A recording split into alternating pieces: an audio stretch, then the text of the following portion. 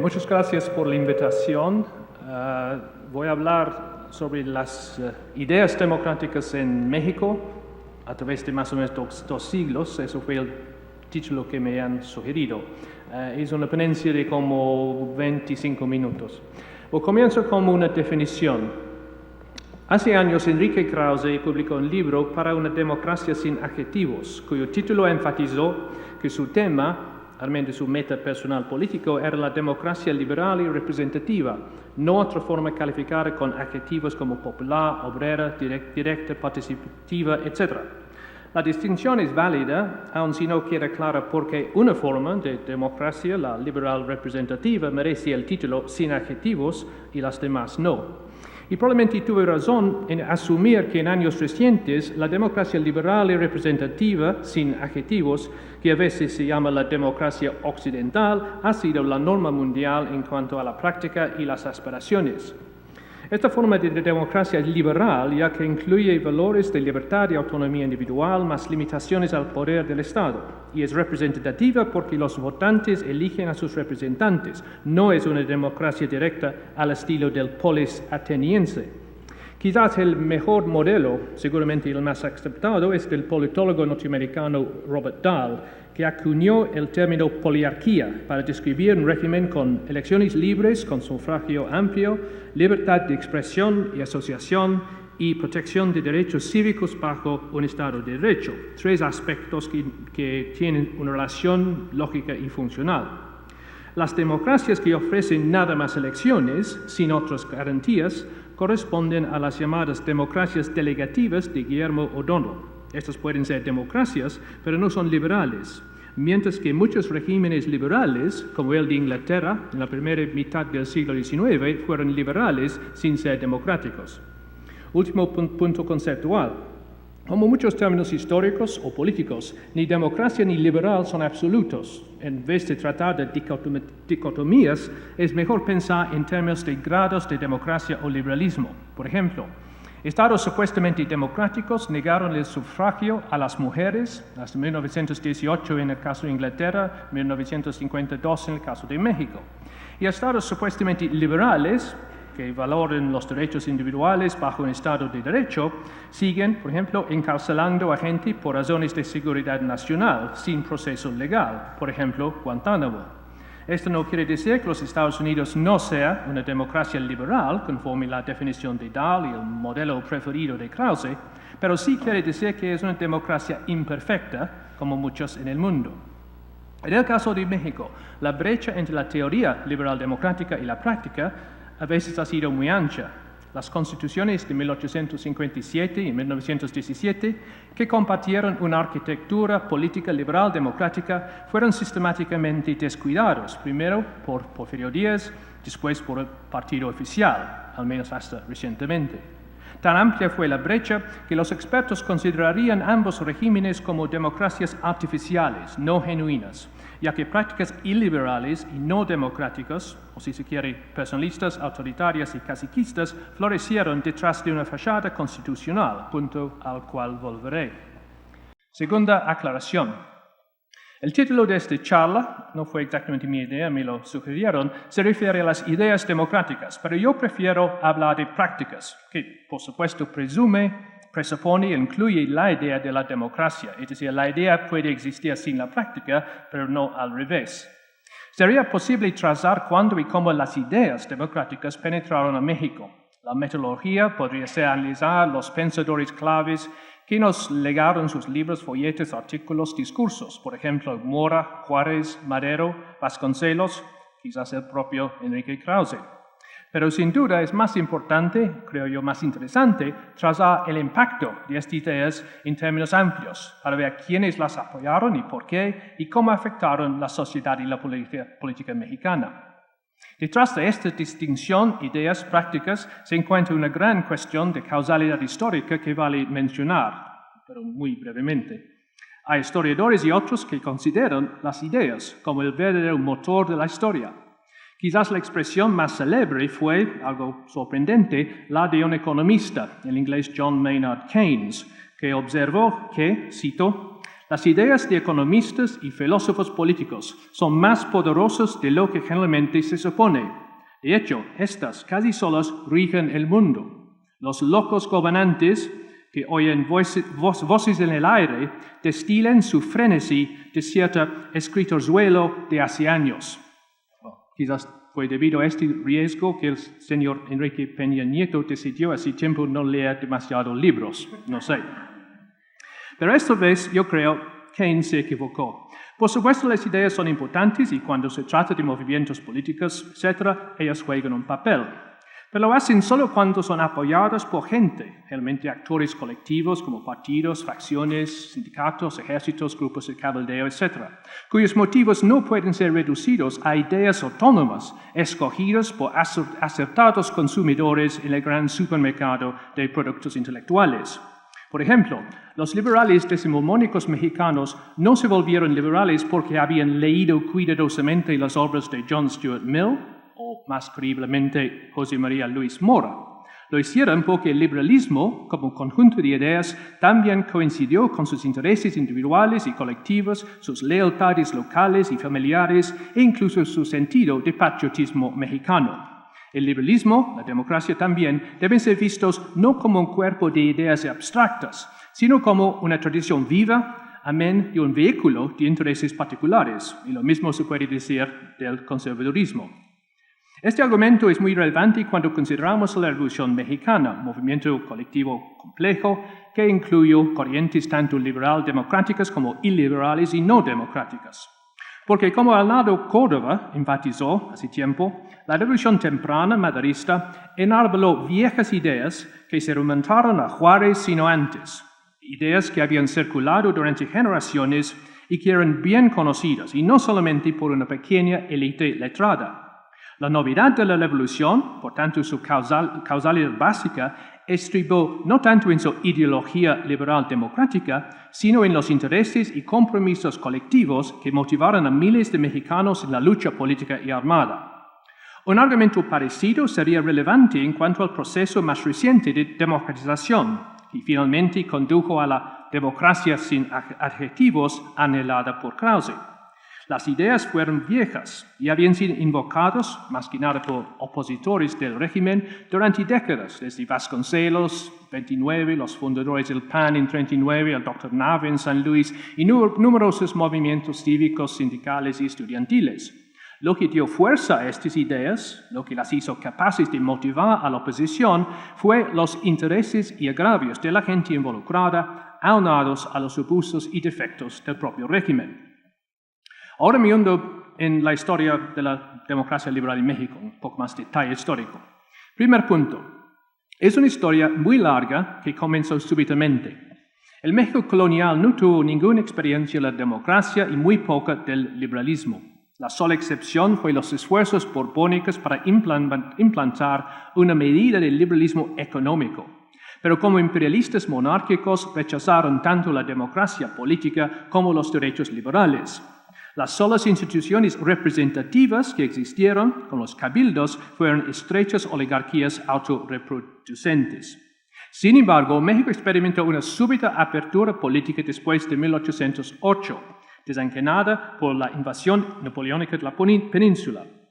Esta apertura involucró una rápida difusión tanto de ideas liberales y democráticas, ideas cuyos orígenes son disputados, siendo España, Francia, Estados Unidos los candidatos principales, como de nuevas prácticas electorales, comenzando en 1812 con las elecciones a los Cortes de Cádiz y siguiendo a través de la década de los 1820.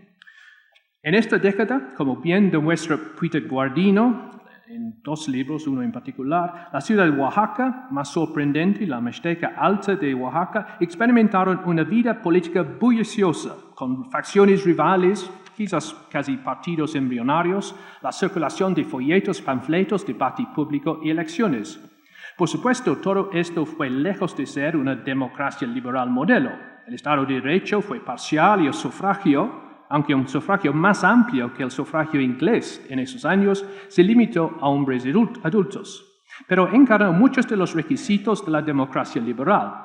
Y vale notar dos cosas. Primero, hablamos de hace 2 siglos. cuando había muy pocas democracias en el mundo, siendo quizás los Estados Unidos, fuera del sur, y el Río de la Plata los mejores ejemplos. Por tanto, la democracia mexicana puede considerarse entre las más viejas del mundo. Además, llegó súbitamente. No hubo ninguna lenta evolución de las instituciones democráticas bajo el caparazón colonial, como ocurrió, por ejemplo, en la India británica. Quizás lo repentino de la apertura democrática ayuda a explicar la subsecuente fragilidad de la democracia en México. Sin embargo, funcionó unos 20 años y dejó una rica herencia. Una lenta preparación democrática puede ser un prerequisito positivo para la formación de una democracia estable, pero no es esencial. Los oaxaqueños de Guardino parecen haber aprendido las nuevas reglas del juego bastante rápidamente. Quizás porque son reglas que coinciden con ciertos sentimientos psicológicos humanos, como por ejemplo la autonomía individual, la equidad política y la responsabilidad de las autoridades. Como Barrington Moore opinó hace muchos años, cito, hay razones para creer que Homo sapiens, ser humano, es esencialmente un anarquista o por lo menos un liberal al antiguo estilo. Sin embargo, la democracia liberal no aguantó. Hacia los 1830, una reacción tanto en México como en otros países latinoamericanos ocurrió y las esperanzas liberal-democráticas de la independencia dieron lugar a reacciones y regímenes más conservadores, con Santa Anna en México, Portales en Chile, Rosas en el Río de la Plata. El porqué de esta tendencia es complejo y tiene que ver con factores políticos, ejércitos demasiado poderosos, un creciente faccionalismo, conflictos con la Iglesia, problemas económicos, economías flojas, arcas vacías y presiones internacionales, especialmente en el caso de México, invadido por España, Francia, Estados Unidos y otra vez Francia entre los 1820 y los 60. En estas circunstancias, todo régimen fue vulnerable, no solamente los de índole liberal-democrática. Santa Anna, 11 veces presidente, trató de gobernar como liberal, conservador, como presidente electo y autócrata militar. La clave de este periodo fue no la debilidad del gobierno liberal democrático en sí, aunque es cierto que eso ocurrió, sino la de todo gobierno, no obstante su filosofía política. Vale mencionar que esta debilidad de gobierno no fue necesariamente una maldad para muchos mexicanos, en cuyos ojos el gobierno no representó una autoridad benigna, sino la fuente de demandas nada gratas para contribuciones fiscales y reclutas militares. Dos rasgos de este periodo son significantes. En primer lugar, aun los regímenes conservadores y autoritarios reconocieron las nuevas nociones de la soberanía popular y gobierno constitucional. La legitimidad tradicional del antiguo régimen colonial se había colapsado y hasta los monarquistas tuvieron que invocar nuevos principios de monarquismo constitucional, es decir, con una dosis de liberalismo, o de vez en cuando los de la soberanía popular al estilo bonapartista. En el primer caso, Maximiliano, en el segundo, Iturbide, y hacia los 1840, Santa Anna. En segundo lugar, la derrota del liberalismo fue parcial y transitoria. Hacia los 1850-60, el liberalismo triunfó otra vez, derrotando a los conservadores y los franceses, inaugurando la icónica Constitución de 1857 y al mismo tiempo echando hondas raíces en la sociedad mexicana. Por tanto, como mencioné, miles de individuos, familias, clanes, comunidades mexicanos apoyaron al liberalismo, no porque habían leído a Mill o Mora, sino porque el liberalismo les prometió una manera de organizar la vida política y, muy importante, de defender la soberanía nacional. También ofreció un modelo para la organización económica del país, pero eso fue más contencioso y, creo yo, menos atractivo para la mayoría de la población. Y fuera de las páginas de Mill o Mora, los liberales políticos no tenían la obligación de ser liberales económicos también. Esta tensión entre el liberalismo político y económico ayuda a explicar el fracaso del liberalismo como ideología de gobierno después de la derrota de Maximiliano, los franceses y sus aliados conservadores. Claro, el régimen porfirista, en cierta medida el juarista que lo presidió, respetó los ideales liberal-democráticos plasmados en la Constitución en términos retóricos, pero la práctica fue otra cosa. Después de 1880, la brecha entre la retórica y la práctica se ensanchó cada vez más. El presidente Díaz fue reelecto 7 veces, los verdaderos partidos políticos no existieron, las elecciones fueron manipuladas, las libertades cívicas restringidas. ¿Por qué esta apostasía liberal? ¿Por qué las ideas democráticas no alcanzaron una más nítida expresión en la realidad? No creo que podemos echar la culpa a una honda herencia psicológica colectiva por parte de los mexicanos que se remonta a los aztecas y cosas por el estilo. Menos aún un carácter racial, autoritario y atrasado, explicación muy de moda en ese entonces. Dos factores diferentes estaban en juego. En primer lugar, a los gobiernos les gusta el poder y hasta los liberales, que fuera de poder abogar en favor de derechos cívicos, elecciones libres, a veces federalismo, suelen volverse menos liberales cuando alcanzan el poder. Tienden a restringir los derechos, controlar las elecciones y centralizar el poder. Los jacobinos franceses fueron el caso ejemplar de esta tendencia. De ahí la gran importancia de una constitución robusta, de una división de poderes eficaz, ya que es el Ejecutivo que generalmente acumula el poder, y de fuertes contrapesos dentro de la sociedad civil que pueden contrastar la autoridad del gobierno. De hecho, México nunca ha carecido de tales contrapesos, que incluirían, por ejemplo, la Iglesia y las comunidades locales. Generalmente, estas no han sido bastiones de la democracia liberal. En segundo lugar, y más importante, los liberales triunfantes, tanto en México como en otras partes de América Latina, más o menos fines del siglo XIX, decidieron que la democracia liberal no podía preceder al desarrollo económico. El desarrollo necesitó la infraestructura, exportaciones, la confianza empresarial, la inversión extranjera, la protección de la propiedad, la creación de una fuerza de trabajo disciplinada y, para alcanzar todas estas metas económicas, un gobierno fuerte hasta autoritario. Para decirlo en términos ideológicos, el liberalismo tuvo que convertirse en positivismo. Los llamados liberales, como Díaz en México, Estrada Cabrera en Guatemala, Pierrot en Perú, Reyes en Colombia, archivaron su liberalismo para construir regímenes de orden y progreso, ya sean dictaduras personalistas o oligarquías estrechas y elitistas. Díaz y sus cuates, los científicos, tuvieron bastante éxito, conforme a sus propios criterios de economía política, pero a costa de hacer caso omiso de la Constitución. Por tanto, hacia los 1900, una nueva generación que había crecido durante la Pax Porfiriana, que quizás tomó por sentado la paz y el progreso, comenzó a pedir la reforma liberal democrática, respetar la Constitución, permitir elecciones libres. En pocas palabras, sufragio efectivo, no reelección. De ahí el auge del PLM, el movimiento reísta y, por último, el madurismo o antireeleccionismo, cuyo lema acabo de citar. Podría profundizar en este tema, pero tengo que seguir muy rápidamente. Enfocarme en el asunto de la reforma liberal democrática, el meollo del programa maderista, que podía atraer a liberales de varios índoles, tanto la clase media letrada, las crecientes ciudades, como los grupos liberales tradicionales del campo, donde todavía vivían 3/4 de la población, familias como los Cárdenas, los Zapata y muchos otros. La campaña electoral de Madero mostró la profundidad del apoyo liberal, producto, repito, no solamente de ideas arraigadas, sino también de lealtades afectivas, por ejemplo, la lealtad a la tradición de Juárez, o de héroes locales liberales como los chinacos de Michoacán o los Tres Juanes de la Sierra Norte de Puebla. Y estas lealtades positivas combinaron con las crecientes quejas negativas contra el régimen de Díaz, sus abusos, su autoritarismo y su altanería.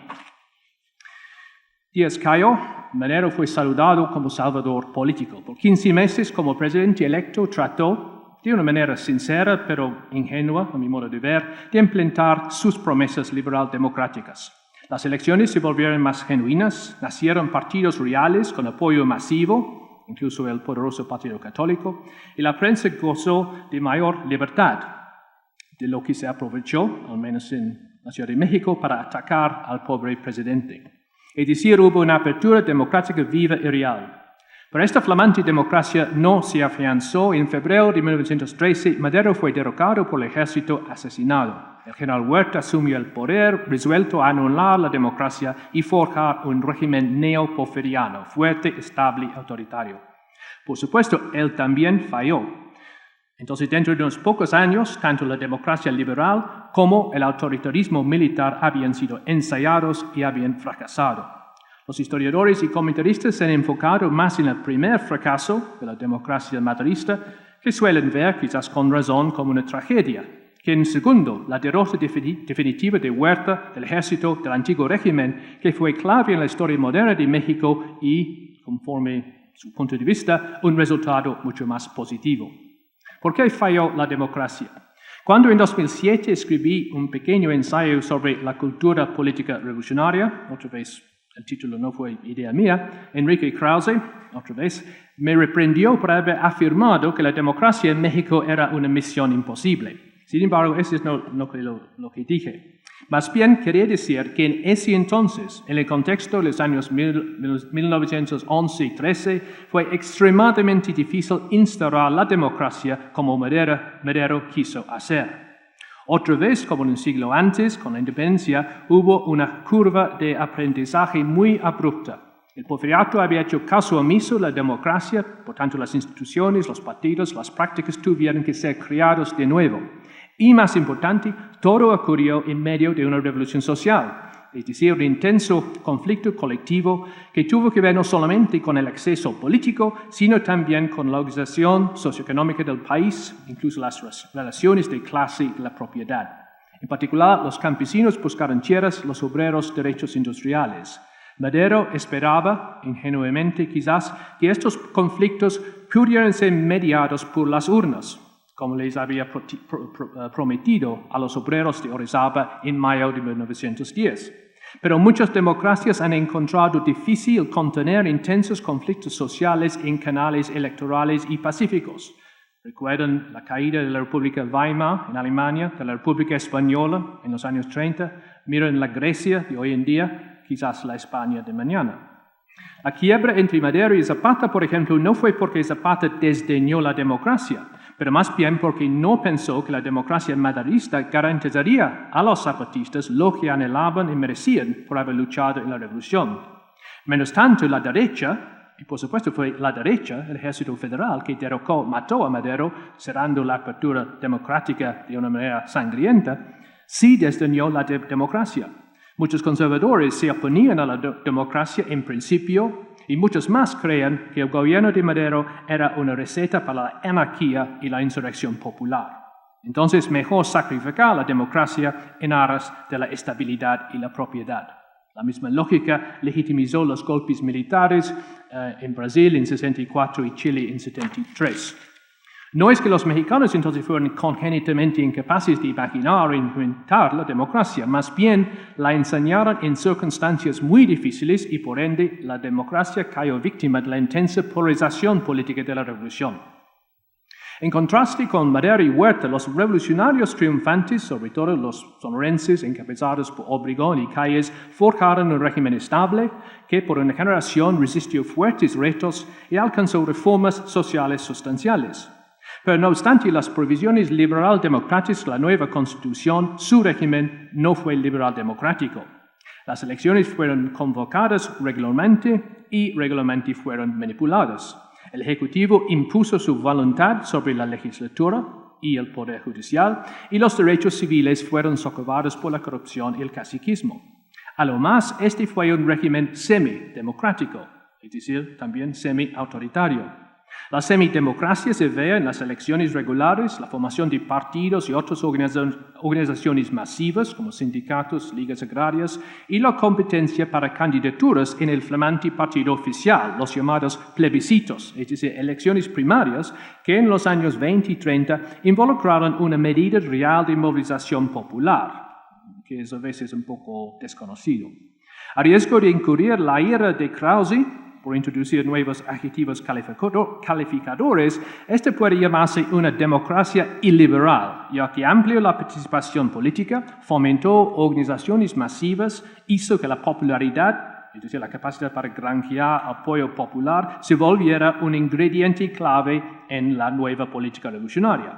De ahí el llamado populismo del sistema.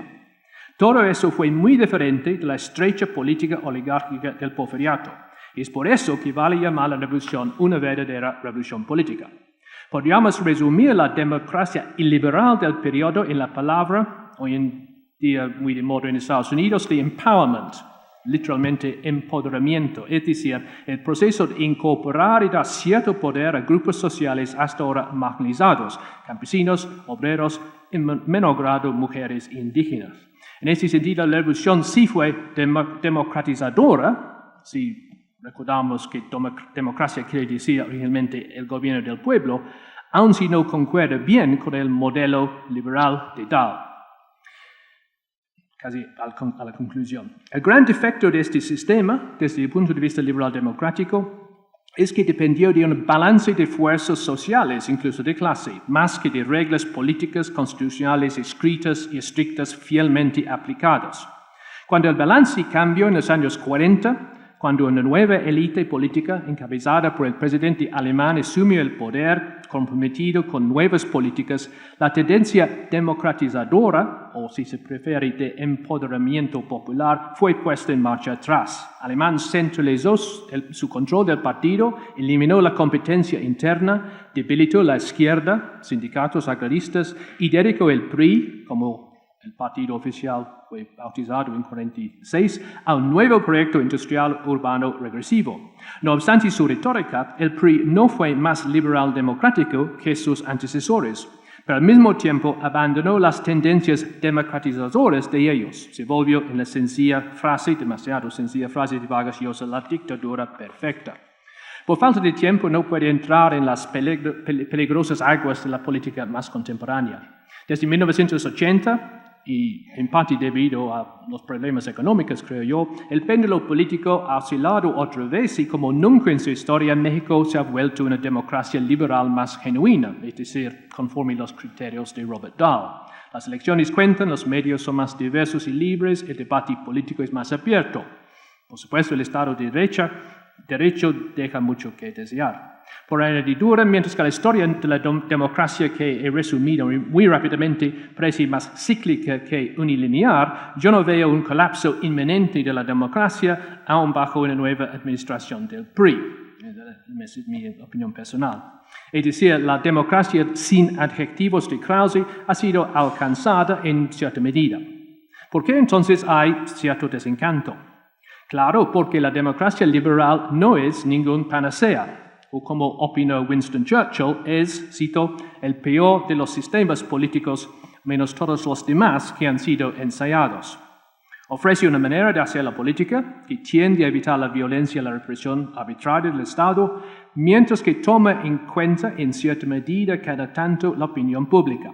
Para gente razonable, incluso Winston Churchill, al menos en este caso, esto es mejor que nada. Pero en sí, la democracia no garantiza el empleo, la educación, la salud, la seguridad, la igualdad, el crecimiento económico, el bienestar ambiental.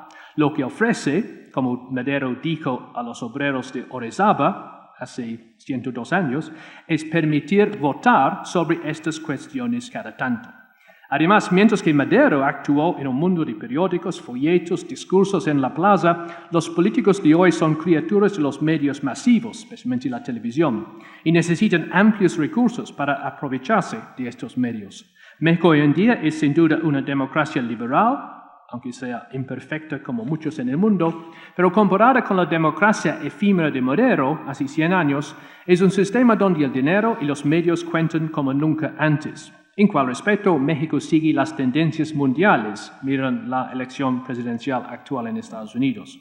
La democracia liberal quizás haya llegado para quedarse, como si me puedo decir los viejos avisos de Tecate o otra cerveza, pero queda un montón de problemas y hay poca evidencia que los políticos democráticos contemporáneos sean más capaces de solucionarlos que lo fueron sus antecesores no democráticos o yo prefiero iliberal democráticas de la generación revolucionaria de los años 20 y 30. Gracias por su atención.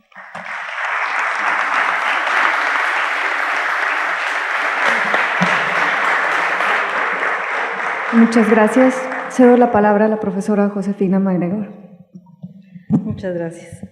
Mi agradecimiento a la cátedra Alfonso Reyes del Tecnológico de Monterrey por esta invitación y a las doctoras Dora Estela Rodríguez y Ana Laura Santamaría por sus atenciones. Yo voy a dar puede ser un poco más específica y por supuesto voy a dar unos grandes saltos para ofrecer un panorama general. Desde que se empezó a plantear la democracia como una opción para la vida política de México, siguiendo a los pensadores europeos primero y a los estadounidenses después, hubo una pregunta que dividió las opiniones. ¿Los mexicanos son capaces de ejercer la democracia, es decir, son capaces de adoptar prácticas democráticas? A lo largo de casi 2 siglos, hay quienes responden afirmativamente y otros que niegan rotundamente dicha posibilidad, si bien van apareciendo matices a lo largo del tiempo que generalmente tienen que ver con el momento histórico que se vive, pero que fundamentalmente aluden a la preparación, a la capacidad, a la educación de los ciudadanos. Los liberales de la segunda mitad del siglo XIX creían en la democracia, sostenían que tarde o temprano se alcanzaría ineludiblemente la vida democrática, pues ese era el sendero que habían seguido las naciones más civilizadas, aún las monarquías que, al optar por la vía parlamentaria, aceptaban los límites en interés del pueblo representado en las cámaras de representantes o diputados. Alexis de Tocqueville concebía la sociedad democrática como aquella en la que todos, mirando la ley como obra suya, la aman y se someten a ella sin esfuerzo, en la que, al considerarse la autoridad del gobierno como cosa necesaria y no como divina, el respeto que se otorga, cito, al jefe de Estado no constituya una pasión, sino un sentimiento razonado y tranquilo. Para este autor, en todo caso, el quid de la cuestión no estaba en conceder repentinamente los derechos políticos a todos los hombres, sino en interesar a los hombres en la suerte de la patria, en hacerlos participar en su gobierno. Así, cabe preguntarnos, y cito otra vez, la frugalidad, el amor a la igualdad y a la justicia, el compromiso con la suerte de los demás, el desinterés personal, virtudes vinculadas a la vida democrática, ¿cómo se adquirían o cultivaban?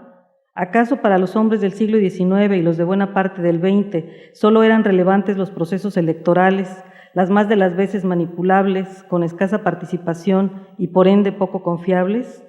¿Cómo concibieron estos hombres la participación de los ciudadanos? ¿Cuál era el papel de estos en la sociedad?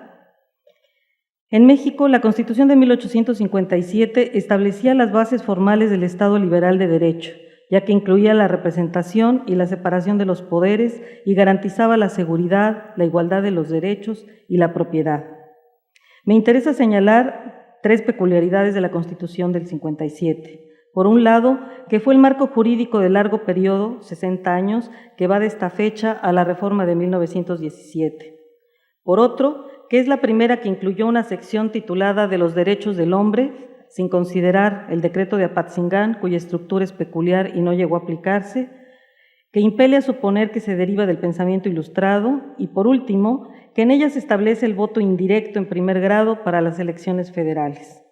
En el artículo 1 del Código de 57, el pueblo reconoce que los derechos del hombre son la base y el objeto de las instituciones sociales, de tal manera que los siguientes 28 artículos hacen referencia explícita a esos derechos que goza cualquier persona por el solo hecho de encontrarse en territorio nacional. Aunque guarden algunas semejanzas nuestros derechos del hombre del 57 con la Declaración Francesa elaborada 68 años atrás, hay profundas diferencias. Las prerrogativas y las obligaciones eran prácticamente las mismas e incluyen, además de los asuntos electorales, los de salvaguardar las instituciones por medio de las armas. También se establecía en el texto constitucional que una ley especial se ocuparía de determinar en qué casos se perdían o suspendían los derechos del ciudadano y cómo debería hacerse la rehabilitación. Sin embargo, el documento francés prácticamente identificaba hombre con ciudadano, mientras que el mexicano los diferenciaba, de tal modo que tuvo que dedicar algunos espacios para definir qué era un ciudadano. Además, la Declaración Francesa hace hincapié en el sentido social de la ley, los límites que pone a la libertad del hombre y la necesidad de respetarla, cuestiones que no es posible observar en la Constitución mexicana y que hacen sensiblemente diferentes a ambos documentos, no obstante que uno es la fuente del otro. Quizás lo que sobresale más de estas diferencias es el párrafo introductorio de la Declaración, en el cual se expresa con toda claridad cuál es su objetivo. Cito: Los representantes del pueblo francés que han formado una Asamblea Nacional, considerando que la ignorancia, la negligencia o el desprecio de los derechos humanos son las únicas causas de calamidades públicas y de la corrupción de los gobiernos, han resuelto exponer en una declaración solemne estos derechos naturales, imprescriptibles e inalienables, para que, estando esta declaración continuamente presente en la mente de los miembros de la corporación social, puedan mostrarse siempre atentos a sus derechos y a sus deberes, para que los actos de los poderes legislativo y ejecutivo del gobierno, pudiendo ser confrontados en todo momento para los fines de las instituciones políticas, puedan ser más representados, y también para que las aspiraciones futuras de los ciudadanos, al ser dirigidas por principios sencillos e incontestables, puedan tender siempre a mantener la Constitución y la felicidad general. Hasta aquí la declaración. Precisamente en el caso mexicano, los debates en torno a estos derechos nos muestran las diferentes posiciones al respecto.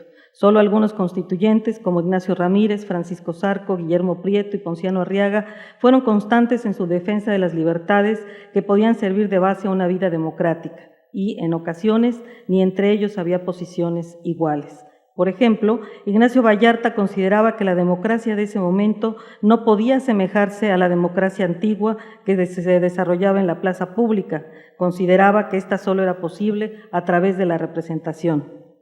Al determinarse en el constituyente los requisitos para ser ciudadano, es decir, ser mexicano, haber cumplido 18 años si se era casado, o 21 si no lo era, y tener un modo honesto de vivir, se agregó en el proyecto de ley que desde el año de 1860 en adelante se necesitaría saber leer y escribir, es decir, el requisito educativo como garantía de capacidad para emitir el voto con una instrucción sumamente limitada, como si leer y escribir fuera suficiente o equivalente a la formación cívica que debía ser sustento de la actividad ciudadana.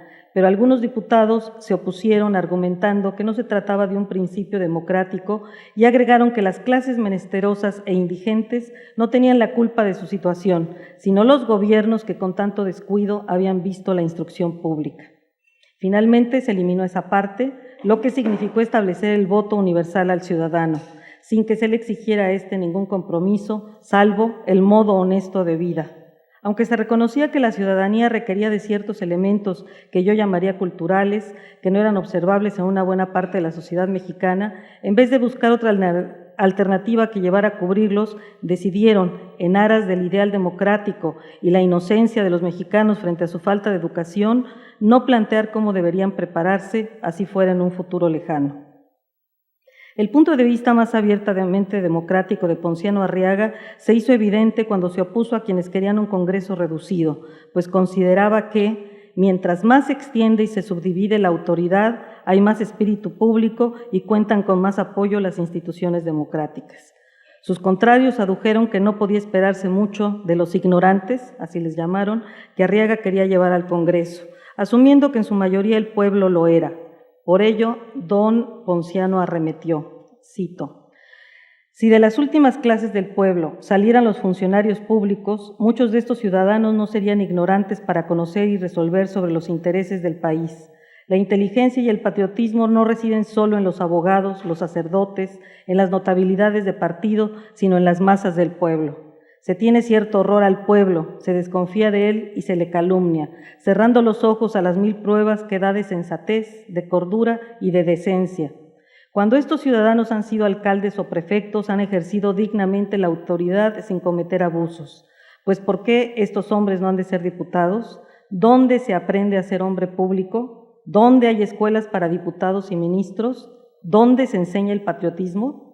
De las últimas clases del pueblo que se ven con tanto desdén han salido Guerrero y el general Álvarez y otros muchos que honran a la democracia. Si hubiera aquí muchos hombres de esta clase, habría discursos menos bellos, habría menos polémicas, pero los congresos ganarían en buena fe y se mantendría más vivo el sentimiento de libertad». Hasta aquí Ponciano Arriaga. Los dos puntos de vista a los que aludí al inicio están claramente presentes en esta discusión. Por un lado, la confianza total en la capacidad del pueblo, de alguna manera romántica, y por otro, la exigencia de ciertos conocimientos para actuar en la vida política. Con respecto al tipo de votación que se establecería en el país, la mayoría defendió el voto indirecto en primer grado, los radicales, el voto directo. Francisco Zarco, el notable periodista, afirmó que las elecciones indirectas creaban una aristocracia electoral que, mientras más se eleva en grados, más se separa del espíritu y de los intereses del pueblo. Consideraba, equivocadamente en mi opinión, por las experiencias posteriores, que este procedimiento explicaba la seducción, la violencia, el cohecho y el soborno, procedimientos que no podrían emplearse con el voto directo. Tiempo después se aprendió que sí eran posibles. Aseguraba también que con el sufragio directo, el ciudadano podría percatarse de que su voto era decisivo y entonces elegiría al hombre que le inspirara confianza. Así sería imposible influir en la masa del pueblo y el resultado, fuera el que fuere, sería la expresión genuina de la voluntad del país. Ponciano Arriaga reconoció que opinaba igual que Zarco, pero no había podido lograr mayoría en la comisión debido a que en México se carecía de costumbres políticas, pues a diferencia de Estados Unidos, no había una prensa consolidada, reuniones populares, ni convenciones que influyeran en la opinión pública. Bueno, ni siquiera había candidaturas. Así que la comisión planteó llegar al voto directo de manera progresiva. Veía como un problema la diversidad de la población nacional, con una clase ínfima integrada por indígenas, no emancipados, sirvientes que votarían como el patrón quisiera. Así que para establecer el voto directo había que esperar a que la población se homogeneizara, a la autonomía indígena y al establecimiento de costumbres políticas. El sistema indirecto, según Ignacio Ramírez, falseaba el sistema representativo. Los diputados que querían desechar el voto directo insistieron en que el pueblo no tenía la ilustración ni el discernimiento necesario para sufragar sin intermediarios, que requería ser guiado por hombres probos e instruidos, necesitaba que hubiera quien lo condujera como un rebaño por el sendero del bien. Asimismo, se presentó como un problema la desigualdad educativa, pues resultaba obvio que el pueblo de la Ciudad de México estaba más adelantado que el del resto del país. Al votarse el artículo, la mayoría aceptó el voto indirecto por 61 votos contra 21, lo que significa que incluso algunos liberales estuvieron de acuerdo en la incapacidad de los ciudadanos para elegir a sus representantes, no obstante que los radicales destacaron que los ciudadanos no iban a hacer las leyes, sino solo a elegir a quienes iban a hacerlas. Eran muchas las dudas con respecto a la cultura política de los mexicanos. Aún los autores contemporáneos consideran que el voto indirecto en primer grado se alcanzaba con una mejoría al ampliar el número de electores. Sin embargo, yo sostengo que aunque teóricamente es lógica esta conclusión, en la realidad mexicana la situación empeoró, pues la distancia entre el ciudadano y el elector fue mayor. Con el sistema anterior, cuando menos se elegía un elector de la comunidad. Con la eliminación de un grado, se debía votar muy probablemente por alguien de otra población a quien no se conocía. Tal situación mantuvo y agravó las prácticas existentes. Hubo más distancia de los asuntos públicos, mayores posibilidades de manipulación y corrupción. Los siguientes años de guerra impidieron tratar nuevamente estos temas y durante la República restaurada las cosas no mejoraron. El triunfo de Porfirio Díaz y la consolidación de su gobierno, lejos de promover la ansiada democracia, la postergó. La Constitución se acató, pero no se cumplió en aras de un proyecto que proponía el desarrollo económico del país y el progreso. Las libertades políticas se hicieron a un lado en espera de mejores tiempos para mantener el orden, bien supremo porfiriano al lado del progreso.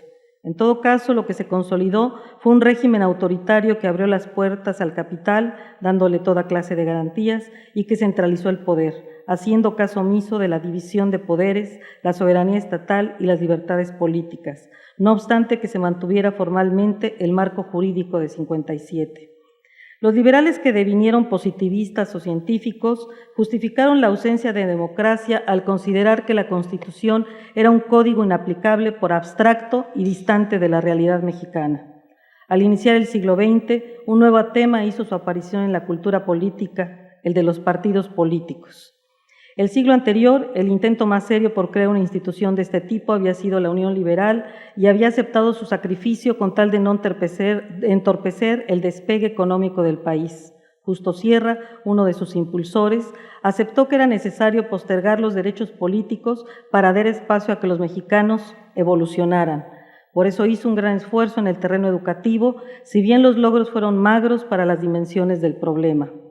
Fue a la oposición a la que le correspondió realizar el esfuerzo más importante para crear organizaciones políticas. Primero estuvieron los liberales, entre los que descuella Ricardo Flores Magón, que entre 1901 y 1911 trabajaron empeñosamente para construir un partido, cito, de verdaderos ciudadanos, hombres convencidos e ilustrados, capaces de criticar al gobierno. Después, el Partido Nacional Antireeleccionista de Francisco I. Madero, que fue creándose en 1909 a partir de la organización de clubes locales, volviendo la mirada a las posturas y principios liberales del 57, particularmente los que tenían que ver con la división de poderes, la soberanía estatal y el libre juego de partidos para expresar las necesidades y aspiraciones de la sociedad.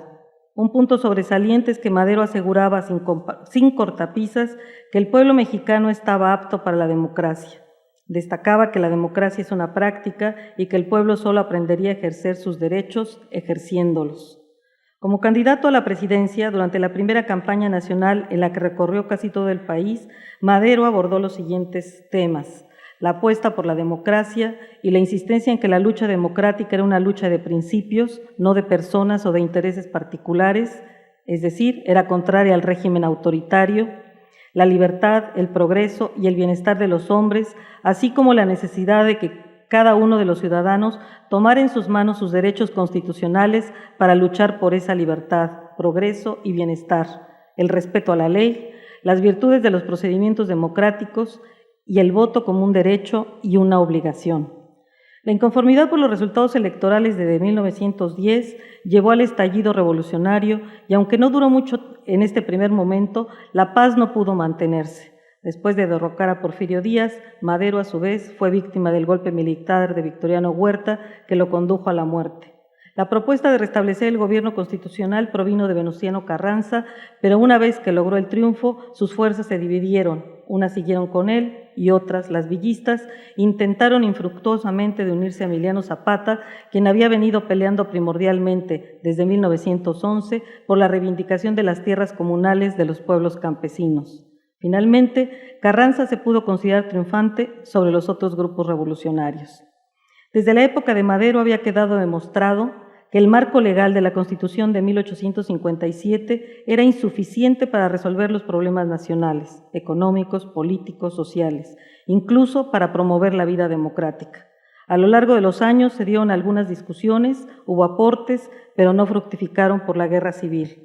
En la soberana convención, estos hombres plantearon el parlamentarismo como otro sistema político que permitiría alcanzar la vida democrática. Carranza, victorioso, optó por convocar a un Congreso Constituyente en vez de las reformas ordinarias para crear el código que mejor expresara al nuevo régimen. Además de incluir los derechos sociales, educación, tierra y trabajo, la reforma se caracterizó por impulsar un Estado económicamente interventor y establecer un régimen presidencialista que no daba mucho impulso a la vida democrática, si bien se mantuvo el voto directo de los ciudadanos, establecido paradójicamente durante el gobierno de Madero por decisión de las cámaras porfiristas.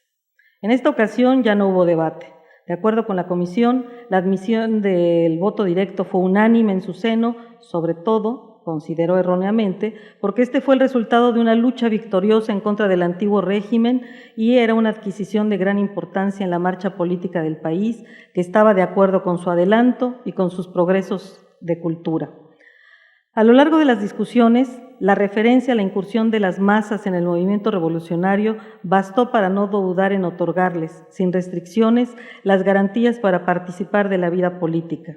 En ese tenor y en plena apología revolucionaria, un diputado, Enrique Monzón, exclamaba exaltado que, seguido al grito de Madero, sufragio efectivo y no reelección, pudo contemplarse un espectáculo admirable, sublime, enternecedor, de las minas, de los talleres, de los campos, de las ciudades, de las aldeas, de los villorrios, de las montañas y de los valles, surgieron millares y millares de patriotas, hombres fuertes y viriles, la mayor parte analfabetos, que volaron a los campos de batalla a ofrendar su vida por la efectividad del sufragio. Sin demora, en una sesión, el 26 de enero de 1917, fueron aprobados los artículos relativos a la definición ciudadana, prácticamente iguales a los de 57, salvo que se indicaron los motivos por los que podía perderse dicha ciudadanía. Nuevamente se dejaba para después la discusión sobre los deberes cívicos ciudadanos y cómo podrían estos fomentarse. Los tiempos y los arreglos políticos impusieron a las soluciones duraderas y de largo alcance. A manera de conclusión, se puede observar que, si bien el poder legislativo era el ámbito de discusión y definición de la ciudadanía y la influencia de corrientes filosóficas y políticas, un surtidor ideológico, las presiones sociales fueron un elemento del que no pudo prescindir la clase política en la definición del ciudadano mexicano. Tal vez esta diversidad de puntos de partida y su ritmo desigual la que impidió una consistente definición de la ciudadanía en México y la posibilidad de incidir en su cultura política. Los dos grandes cambios legislativos en esa materia en la historia moderna de México, 1857 y 1917, fueron muestra de esa confluencia de vertientes. La del liberalismo, radical y moderado, y el conservadurismo para el primer caso, y la de los pensamientos democrático, católico, social, liberal e incluso socialista para el segundo. La ambigüedad de las soluciones ha dejado hasta la fecha su impronta en la cultura política de los mexicanos y sus prácticas ciudadanas. Así, seguimos preguntando, ¿qué es un ciudadano? ¿Cuáles son sus compromisos con la sociedad? ¿Cómo y en dónde se forma un ciudadano? Muchas gracias.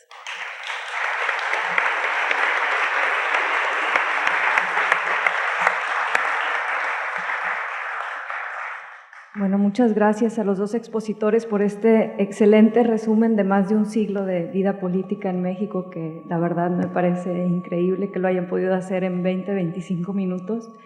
Si yo tuviera que retomar algunos hilos conductores de la discusión, tomaría 3. El primero es, queda claro que la construcción de la democracia no es un proceso lineal y sobre todo que es un proceso, y eso queda, digamos, ilustrado en la discusión histórica de los dos invitados. Otra es de que hay varias formas de conceptualizar la democracia, eso genera siempre debates políticos y relaciona las ideas con los contextos y las prácticas de lo que es la democracia.